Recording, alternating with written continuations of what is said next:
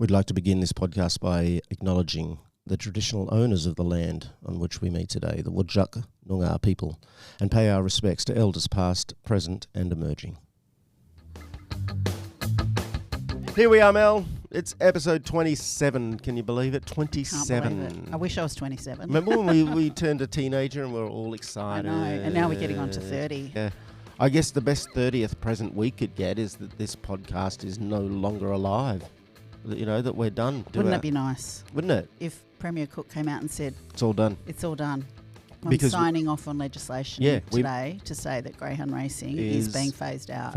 And will be done by 2028. And the Free the Hounds petition that we are tabling on the 15th of October, there's a plan for that, isn't there, Mel? Absolutely, yep. Biggest question we get asked is, you dummies, what do you think's going to happen to all the dogs that are in racing right now? Yeah. They're sort of intimating that greyhound trainers are just going to stop.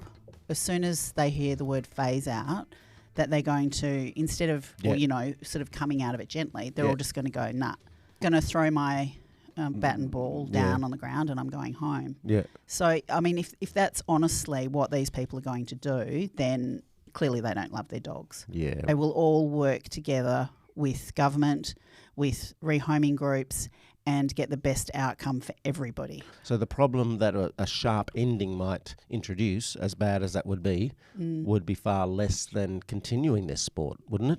It depends on how the government would react to it, because I guess being that Rawa is owned by the government and the WA Greyhound Racing Association sits within government, you would imagine that these dogs ultimately are therefore the responsibility of said government, and hopefully they would step up and put some mitigation in place. Yeah, because it's not against the law to euthanize a healthy greyhound.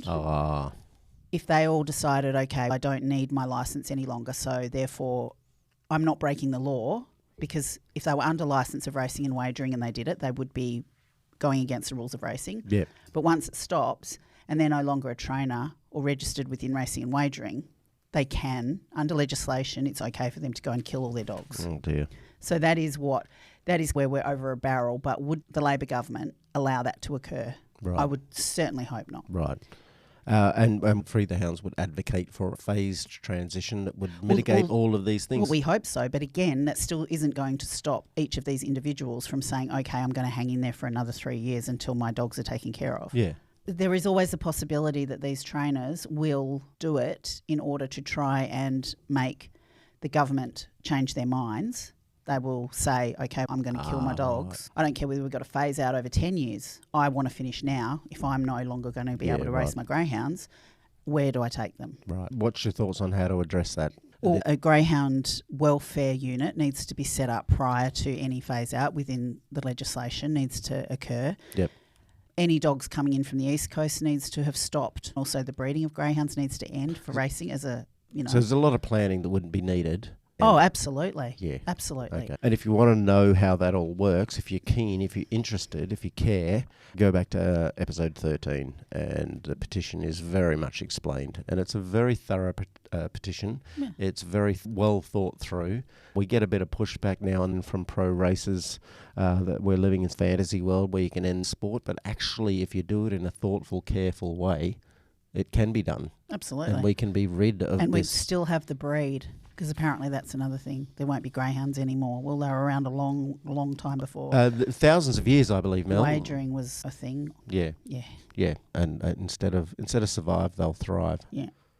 So that's the tabling, as I mentioned, is happening on next Tuesday, the 15th of October. Get out there. We'd love a force of people to come and support the tabling. Absolutely. I'm going to try and get the day off if my boss is listening. 11 a.m, Parliament House. All right. Mel, there is something else coming on. It's a fair way away though, Mel. Yeah, but it's a fun weekend. What is it? November, something's happening. Yeah, Pride Fest, which is a lovely way to spend the weekend. Celebrating a community that, doesn't always get its fair share of love and protection from other groups. Yeah, it's a great weekend. I'll definitely be there. I'm full of pride and I'm an ally, basically. You are? Yeah, I'll be there. Love it.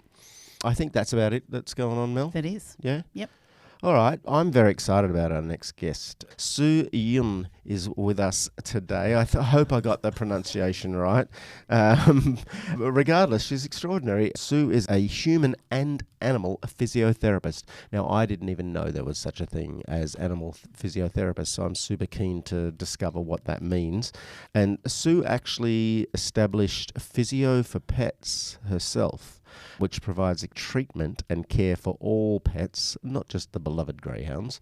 She's been qualified for 26 years as a human physiotherapist, and then she successfully completed a postgraduate diploma in veterinary physiotherapy.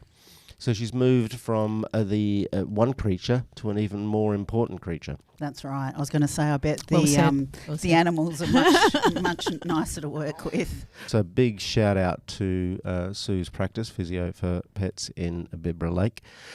Hi, Sue. Hi, how are you? Thanks very much for having me today. Oh, thanks for being here. First of all, how are you? How's Sue the person, not Sue the animal activist? Yeah, really good. I have a very varied workload, keeps me busy, and I guess that's probably how it's led me to being here to do the podcast today. So we do a lot of variety of different dog breeds, and I fell into treating greyhounds, actually probably helping out with some of the varied rescue groups around in Perth.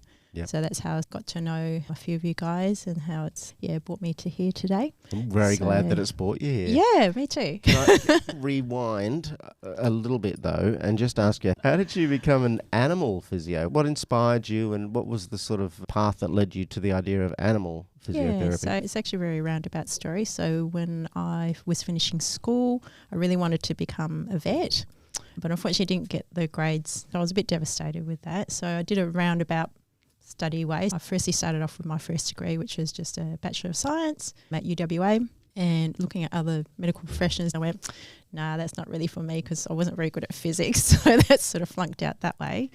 And then when I got to the end of my first degree, I really see myself being a lab rat, working in the lab the whole time, not interacting with people. So my mum said, oh, no, why don't we try for physiotherapy? And I remember at the time thinking, I don't even know what they do. What do they do? But that was a very good decision on part of my mum. You found that you enjoyed it? Yes. Despite not even knowing anything about it? Yes, you were like, correct. Yeah, it was a very worthwhile profession to go into. Awesome. And then through my career, I was out for a few years and I took a post working out in the country in the Eastern Wheatbelt.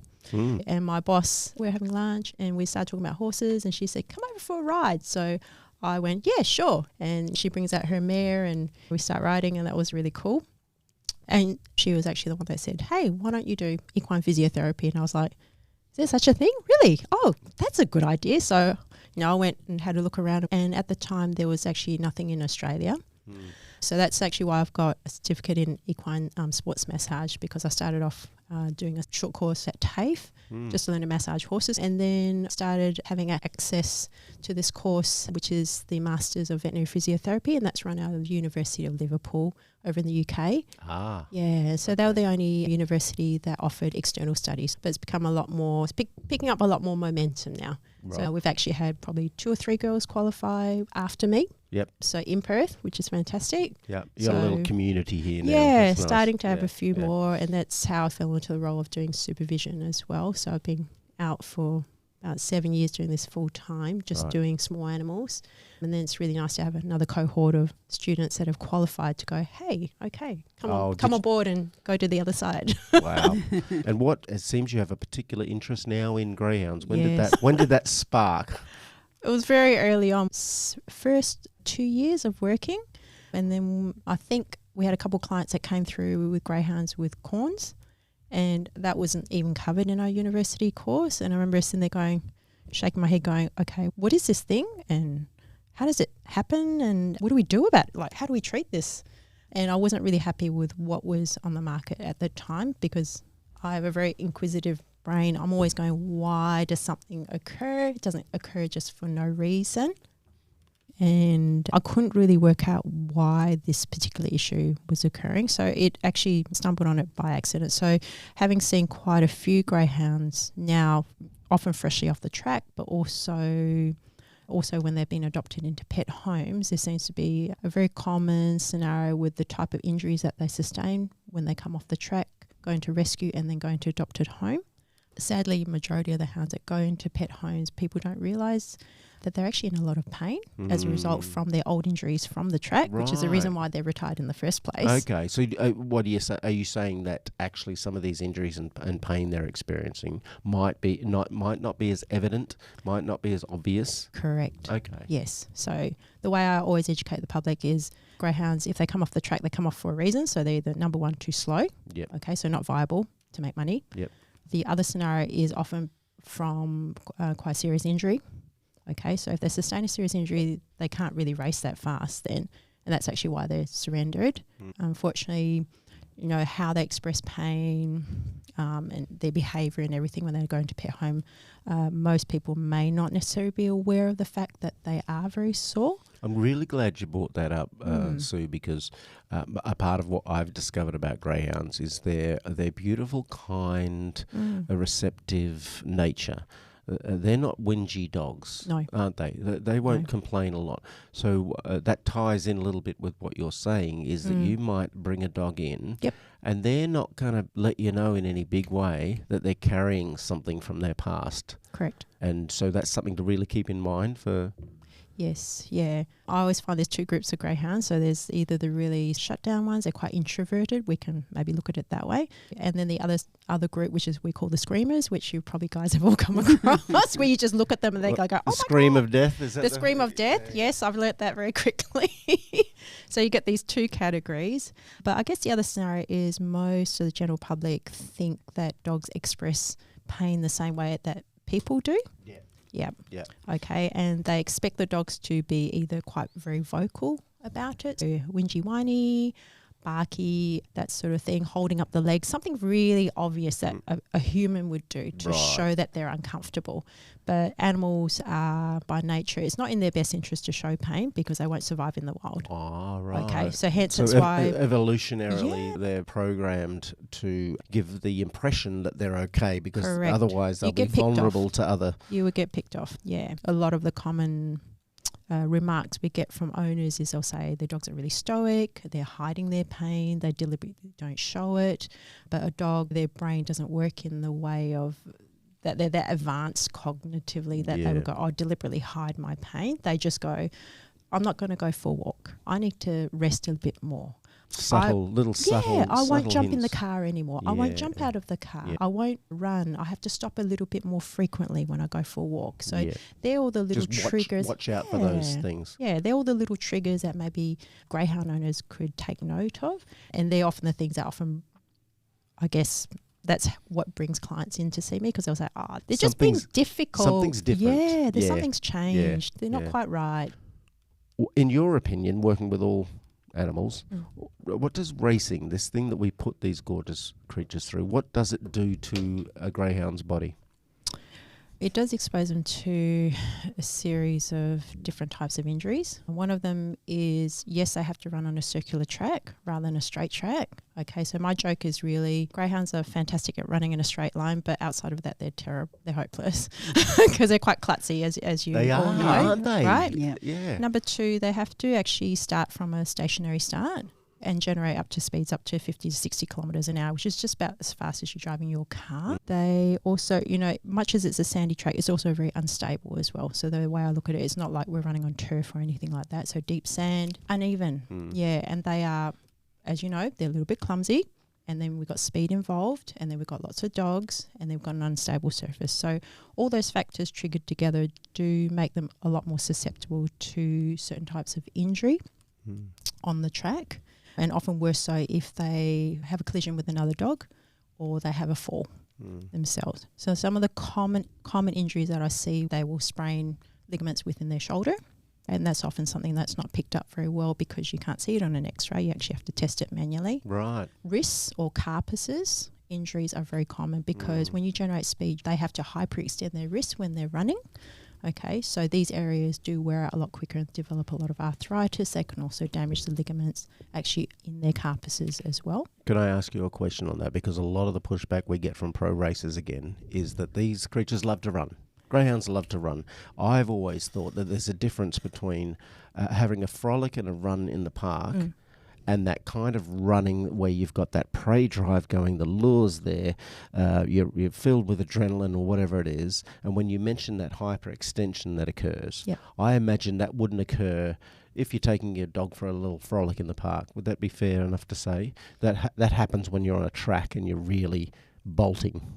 Yeah, I would have to say in racing you set up a scenario where the prey drive is very strong, so you want the dogs to run at maximal speed. If you look at evolution, what they're bred for is for hunting, but not in the frequency of running that what we make them do on the track. Yes, they're just as clumsy at the park as well. I can't really guarantee that they're not going to sustain different injury. No, of course. I'm not pretending that dogs don't get injured running around a park or having fun with family and friends. What I'm suggesting is that when we condemn them to running race after race around this circular track, we're setting up the potential for injury. Definitely. Because it's accumulation. And also if they race only in one state, they're only going to go in one direction multiple times. So in WA, I believe it's anti-clockwise for racing. So there are certain injuries I see on the left side of the dog, and there's certain injuries I see on the right side of the dog. Okay, and the reason why is the leg that's on the inner side of the circle has what we call higher compression load, and the outer leg is more for torsion type injuries because it has to control speed because it's like a centrifugal movement as they're running around. Right, okay. And that's an artifact of what humans have set up. These greyhounds wouldn't naturally do this if they weren't forced on a circular track with a bunch of... And the only reason it's a circular track is so that we could see the start and the finish. Better viewing, That was all. So people sitting in the grandstands originally when they set them up could see them start, but you could definitely see the finish. I know we have, not a lot, but we have a couple of pro racers who listen to this podcast, and I just want them to hear from a physiotherapist that, yes, injuries happen to all dogs who are playing in the park. That'll happen. We know that. But if you constantly make a creature run in a circle, make these dogs run around in a very abnormal way, would it be fair to say you're going to get more injuries than you would in a park? Definitely. Okay. And what other kind of injuries do you see, or what kind of impact do you see from greyhounds due to the racing? Then we go further down the leg. Toe injuries are exceedingly common. Right. Something people miss. So I often say, hey, look at their toenails and which way they're pointed. So if the toenails are pointed upwards, or you have a toe that's a bit more elongated or long, it may indicate like a flexor tendon rupture. The other more minor types of injuries are toe sprains, but it often leaves the toenail facing in a very odd direction. And Mel, didn't your beloved who went over the Rainbow Bridge, didn't she come in? Anna, my dog, she'd broken her two centre toes. Yes. And they'd been amputated due to racing. Yes. So her gait totally changed then. Yeah, and so she ended up with shoulder issues. Correct. And her spine as well. Yeah. And I really want to zoom in on this again, if that's all right, because as I mentioned, these gorgeous creatures that we view as pets and companions have a particular life that other breeds just don't have. So they come to us with all the love that they have, but they also come with, injuries. A lot of baggage. A lot of baggage, yes. A lot of baggage tied with injuries. Exactly, and they come with this baggage, but without that sort of whiny, complainy part of the baggage. And it swings back, Sue, to what you said before, is every human on this planet should adopt a greyhound. But when they do it, they should be aware that these gorgeous creatures have a particular history.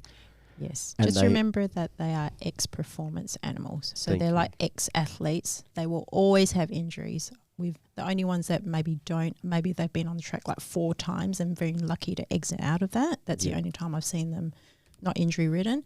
So the way I look at it is the more successful your hound has been able to race and make a lot of money, and the more races that they've done, the more broken they will be coming into the home. Yes, and I empathise with the word broken. Thank you for sort of bringing that up. Thank you for this idea, because they are such athletic creatures.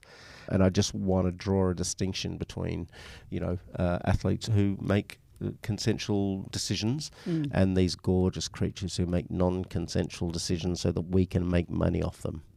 So thanks for that. One last thing I did want to talk about, which I know is important to you, Sue, and you see a lot of, and it's related to the injuries that these gorgeous creatures go through is corns. And I know that I wasn't as aware of this, Mel. I'm not sure you were as Oh, yeah. I think it must be the number one. Corns and teeth must be. Corns and teeth. Just to with I get corns X-racing. stuck in my teeth a lot. Is that? No, it That's doesn't probably count. not quite counted.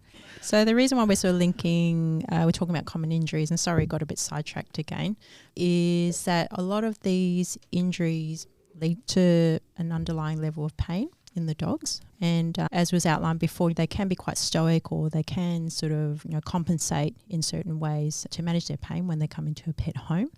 The issue with dogs when they are in pain, say if they've got pain in the limb of some sort from an X-racing injury, is that the dogs will compensate very well in how they want to displace their weight off the painful area. Say your greyhound comes in and they've got a sore left leg, and they can have a choice of the other three to offload their weight onto.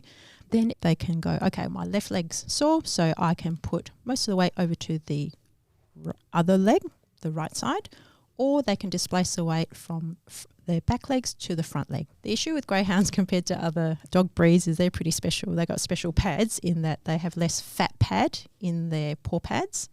Okay, so they have actually less cushioning, unfortunately. I didn't know that. Wow. Yep. Okay. So that was supported by veterinary dermatology over in the US. Yep. The other thing is they have very narrow paw pads as well compared to, say, other breeds. So you can have a huge greyhound that's 42 kilograms, but they got these tiny, very narrow paw pads. So you can see the issue if you have pain and they just decide to change the way they're standing, offload the other leg or lean forward, and you've got a pad that doesn't have a lot of fat pad cushioning, then yes, it's very easy for them to form a callus, which is actually what a corn is. It's just an area of hard skin.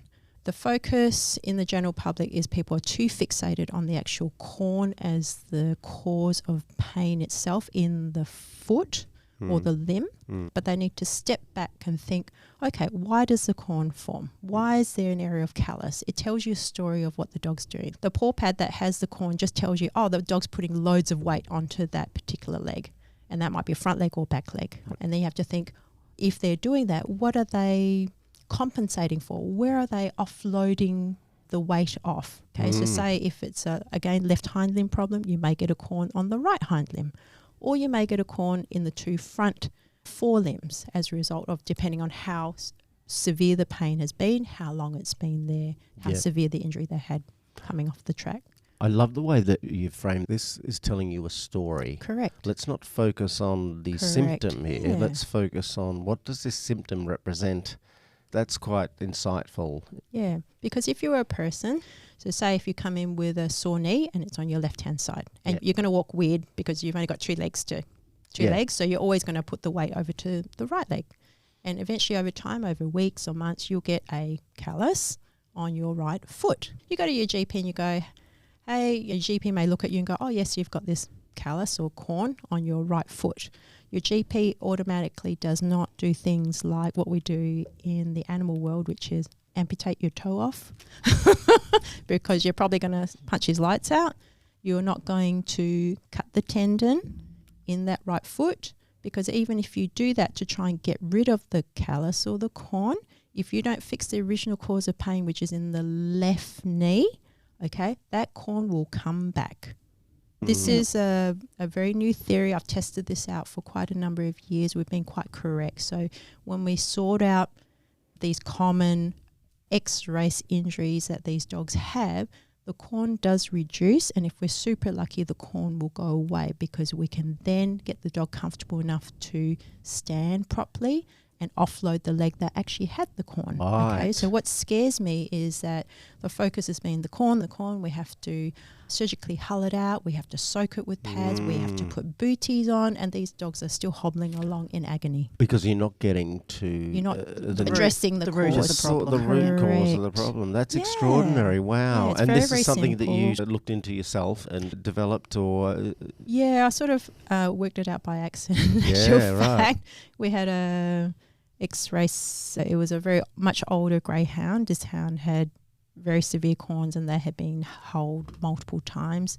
We did some physiotherapy. We got the dog on adequate amount of pain medication. And a few months later, I didn't see this dog and I just went, just wonder how they're going. So I gave them a call and I said, hey, how's so-and-so? Does he still have all the corns in his feet? And she said, no, they're all gone away. And I went, oh, wow, okay. What's going on here? What did I do? What is happening? what happened? So then that made me think, and I was like, oh, okay, it's a pain response like it is for people. That's beautiful. Yeah, so that's really lovely. It's a bit of a sort of stumbled on by accident. And then I went, okay, let's test this theory out with most dogs. And I went, okay, this is working quite well. So if we chase the avenue of cutting tendons, which is a very popular approach and offered as first option with veterinarians, unfortunately, or surgical hulling or whatnot, then you will fail at addressing it. Yeah. Because the dogs will always have pain everywhere. The root cause. Correct. Yeah, brilliant. And what actually makes the corn painful to the dog? If you have it chronic and long enough, unfortunately, it's just a very thick area of skin, but in greyhounds, it always forms what we call conical shape, like a cone. Right. Okay, so the outer part is the bottom of the cone, ice cream cone. Yep. And but the inner part is quite tapered. Gotcha. Pointy and sharp going. And remember, we have a pad that doesn't have a lot of padding. So they feel this callus or whatever you want to call it, very close to when they walk on it and push on it, they can feel it push onto the bone section in the toe. Wow.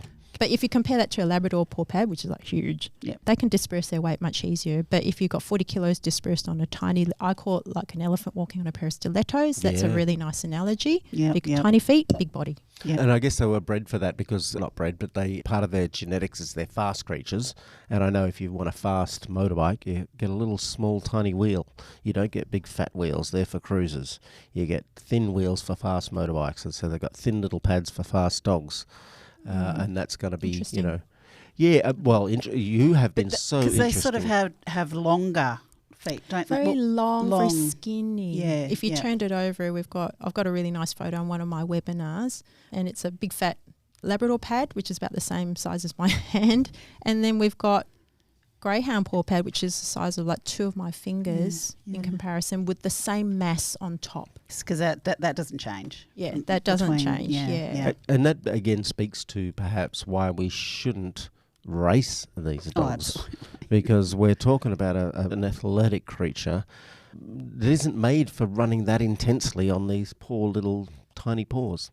Not with the regularity and on the tracks. And when you put it all together, it's a shit show that they just need to end. This has been one of the most informative podcasts really I've done, interesting. especially these new ideas that you've come up with. And I really like the idea of getting down to the root cause of something rather than attending to the result of the cause. Yeah, that was quite stunning. Yeah, the approach really needs to change. You'll get a lot of pushback because a lot of people it's a very controversial topic with corn management. But I think at the root of it is you have a duty of care to actually look after your hounds. And it's your duty as an owner, rescue group, trainer or whatever it is to really sort that out properly rather than just run of the mill, what's been done in the past. Brilliant. I think a lot of it has to do with the speed with which rescues, trainers, anybody involved in the rehoming wants to move them on, because there is never this slowdown in greyhounds needing homes. The fastest way to get a dog rehomable, so chop their toe off, or to the flexor, what is it called again? It's called a flexor tenotomy. So the aim of that particular surgery is really we cut the tendon which actually holds the toe to face downward, and so we supposedly fix it in inverted commas by cutting the tendon so the toe's no longer in contact with the ground, and you fix the corn. Okay, so if you think about it that way, you wouldn't do it to yourself. It's pretty barbaric and it's irreversible. So I always tell my clients, if you have a flex tenotomy, it's irreversible. I can't undo that. And so you'll permanently disable your dog as a result from having that and add on to the pain that they already have. Could I suggest, Sue, that the reason that we tolerate this, we do this to a commodity. If you view your greyhound as a commodity and you want the most efficient way I don't know. I I think don't- it's I a don't lack agree. of lack of knowledge. Correct. Really? Yeah, because Yeah. I think if you went into a vet with your Labrador and they had corns, Yeah. that you would still go along with it because you didn't have the knowledge that there is Okay. other things out there to Okay. look at first. Yeah. And I think as a society, though, we want everything fixed fast. Right. You know, oh, God, that's 20 sessions at the physio rather than one Right. day Okay. at the vets. All right. But I have to say, a lot of people that have it do regret it when I explain Yeah, the outcome of it. No one goes in knowingly to do the operation to think that they're hurting their dog, but they do by accident. And Right. unfortunately, this one, I've had dogs, they've had it, I've had to tape their toes back into the original position. That's how bad it was. And then you still haven't addressed the original cause of why they had pain in the first place. The way I look at it is, we can only just educate one person, one dog at a time. And then if we have people that are willing to listen and maybe learn and think and change their mindset a little bit more. People will argue about this. You can argue as much as you like. That's all very nice. But in the end, you have to do what's best for the dog. Hallelujah. That was amazing. What an amazing interview. Yeah. Also discovering that if you look behind the callus, if you look to the narrative underneath the callus, you probably end up with a corny story. Had to get it in there, didn't you? Yeah. Love it. Just for people, I've actually pre-recorded a webinar to educate people on the formation of corns. So if they would like, it is paid access, but if they want to learn a bit more, they don't have to come in for a physiotherapy session. They can just have it to learn more about why this occurs, and then they can have a more informed conversation with their vet or physio or whoever they want involved to help them. You can actually access that. You can just write to me through my website, and then we can actually give you access to that. And the website is Physio for Pets? Yeah, www.physioforpets.com.au. And you're located in Bibra Lake. I can't imagine anyone else I would take Bunny or Bo to right now. If they have any physio issues, I'll be coming to you, Sue. Thank you. And I'll expect mates rates because you've been on the podcast. Okay. Did you know Sue has just met with Georgia? Singing Georgia the greyhound. You've met the singing greyhound. Just met her. Oh, wow. Yeah. And Nina takes Gypsy, our committee member. Yep.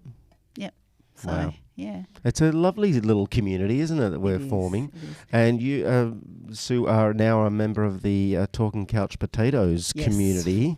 Really appreciate your time. I appreciate your kindness, your gentleness, but also your knowledge, the depth of knowledge that you have. I've discovered so much more that I didn't know. So thank you so much for being with us. Mel, did you have any thoughts or questions for Sue before we leave? Thank you. It's been very eye-opening, and I hope people start to think outside the square a little bit. would be good. Just that's the whole thing with this podcast is we've tried to really get people is to just think or discuss or talk about things that you don't necessarily feel comfortable with, because that's how we all learn. Correct. Yeah. It's discussion and debate. And Yep. Yeah. That's how I learnt, Mel. Yep. Primarily by talking to wise women. Yes. I didn't learn a lot from Dad taught me a little bit. Hi, Dad. But the breadth and depth of my knowledge has mostly come from a very intelligent, passionate women. And Sue, you're one of them. Thank you for being with us. No, thank you very Thank much you for so having much. me today. It's lovely to meet you. Thanks very much. So that's it, Mel. Yes, That is episode 27 done and dusted. it is. You know what I love about this podcast? I love the fact that we're doing something for the hounds. We're working toward educating people, informing people, growing the voice.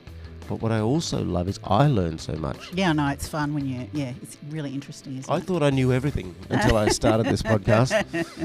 It Yeah. is. It's a journey. It's a journey. Yep. And for our listeners out there, please get in touch if you've got any questions for Sue, if you want to know more about physio. I didn't know there was such a thing as physio for animals. So if you're like me and you want to be more well informed, send us an email at podcast@freethehounds.com.au. Jump on to the Free the Hounds website. Just Google Free the Hounds. I'm not going to say the whole website. Don't forget about Physio for Pets based in Bibra Lake. Keep listening to the podcast. Keep raising your voice. Keep sharing the word. And so one day we shall eventually release the hounds. I thought I'd do a big one that time.